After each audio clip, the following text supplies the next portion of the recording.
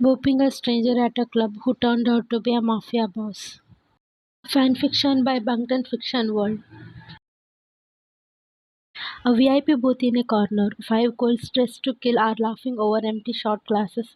One of them is Ryan, hair tousled, lipstick perfect, eyes mischievous, wild and radiant. Ryan's whistle drink, leaning back against the booth, clearly tipsy. Ryan laughing. Whoever said I can't flirt clearly hasn't seen me on tequila.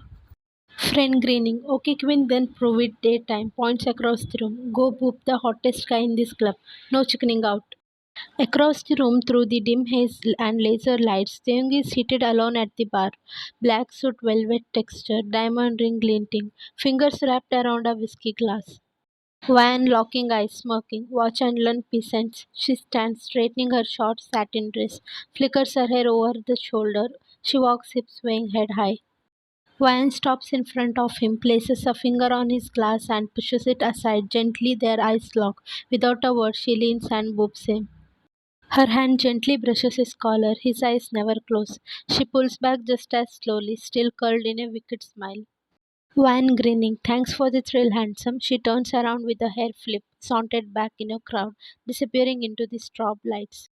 Van's apartment next morning. Phone buzzing, ding, buzz again. Van lies face down on her bed like she's been hit by a truck. Her makeup is smudged, hair a tangled masterpiece. Van groaning, voice muffled by pillow. I swear if tequila had a face, I'll punch it. She slowly lifts her face, squinting. Phone dings again. She reaches out, knocks over a glass of water, grabs a phone. Message from unknown. You shouldn't run from what you start. Katie. Van blinks. Excuse me, who? She quits, reading it again. Van, mocking tone. You shouldn't run from what you start. Okay, Batman, relax. She stares at the initials, thinking hard. Van, Katie, crispy tenders, kangaroo trainer, pauses. Kissing trouble? Suddenly freezes, flashback hits, a hazy image of a boop, a man in suit, whiskey, sharp jawline, cold eyes, Van, wide-eyed. No, no, no, I didn't boop that guy, I didn't. Her roommate from another room. You booped someone, you also stole a short class. Van panicking. Oh my god, I booped him, I booped that guy, and now he's texting me like we are in a thriller movie. Van opens the message again, fingers hover over a reply. Then she chucks the phone across the bed. Van muttering, if I ignore it, maybe he'll just forget, right? Taeyong's office same day. Taeyong leans back in his chair, fingers steepled, watching security footage. Her face, that smirk. Taeyong to bodyguard. Find her, I want the girl who booped me like she owned the room and vanished like smoke. Bodyguard, what should we do when we find her, sir?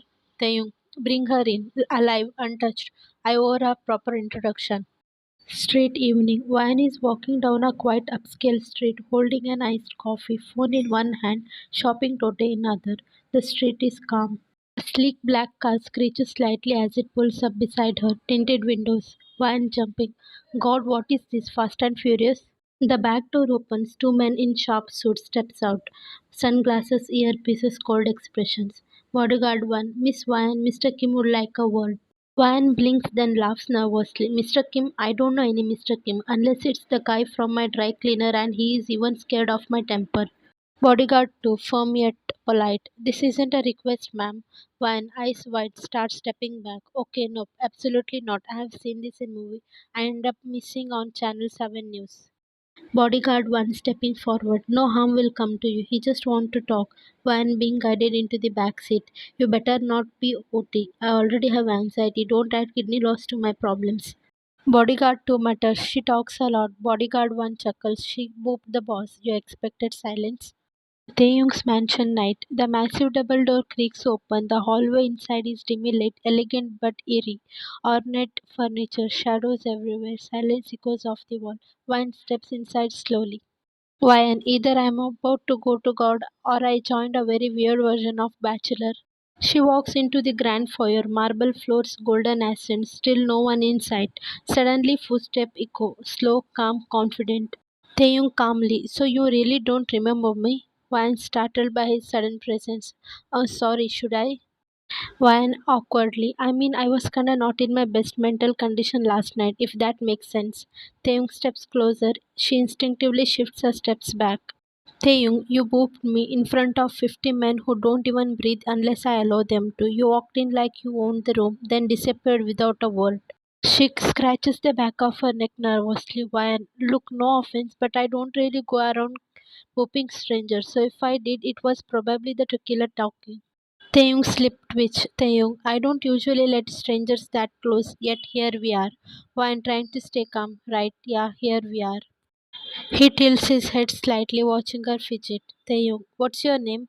Wine quickly, Wayan. Taeyong nods slowly. Pretty name. Wayan nervous laugh. Thanks. Yours? Taeyong amused. We'll find out soon enough. Dining hall same night. A long, dimly lit table, elegant silverware, expensive wine glasses. Taeyong and Wayan sit across from each other. The tension is thick, but the room is oddly calm.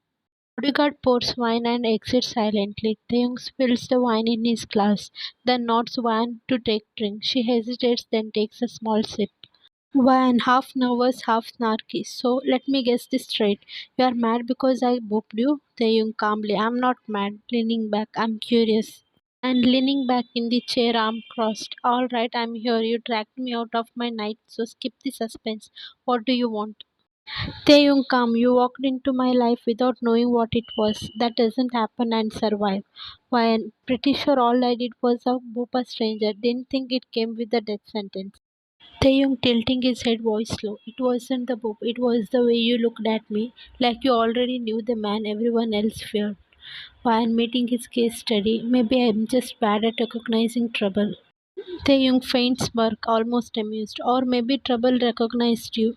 He leans back on his chair, eyes still on her. Taeyong, you can leave tonight, but understand this. Our paths don't cross by accident, and they won't stop crossing now. Ryan frowning slightly. Is that a threat or a warning? Taeyong standing, turning away. That's for you to figure out. Ryan's office next day. A busy office space, phone ringing, keyboard clicking.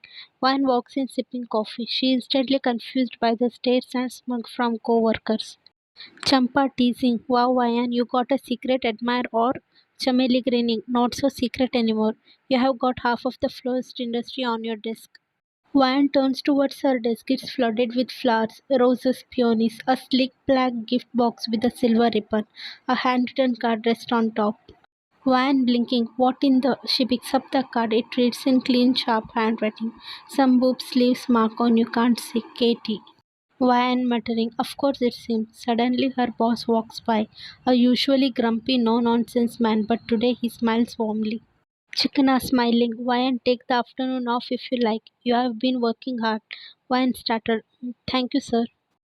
Office parking lot evening. Ryan walks out still dazed. She freezes when she sees a black luxurious car waiting at the curb. Leaning against it, Taehyung in black slacks and a navy shirt, sleeves rolled up, watch gleaming.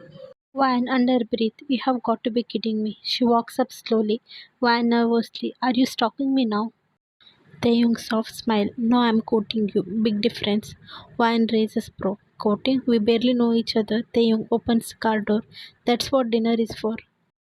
Fine restaurant night. Taeyong watches her calm but focused. Taeyong directly. I like you, Ryan. Last night wasn't a joke to me. Ryan, and what exactly do you like? The part where I pooped you drunk or forget your name? Taeyong softly. No, it's not that. It's just the way you looked at me. Like I was just some guy, not someone to fear. For a moment it felt normal. Van lowering her eyes. Look, this is all way too fast. You are you. I'm just a regular girl who lives paycheck to paycheck and loses her house key twice a week.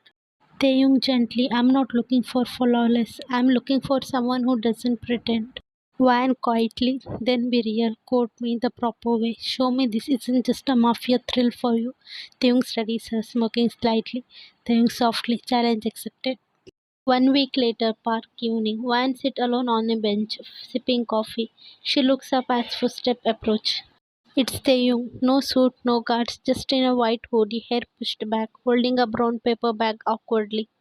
Van surprised. No black car, no bodyguards. Taeyong smiling shyly.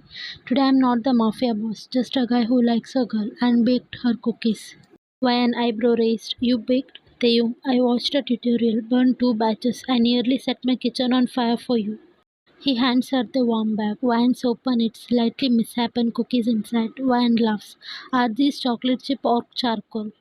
Taeyong grinning, love, they're love flavored. They both laugh.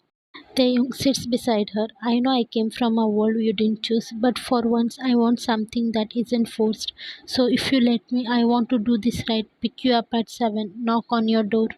Why teasing? You are asking me out with cookies? Taeyong nodding hopeful and lot of patience because if you want me to code you I will in all unmafia way I can find.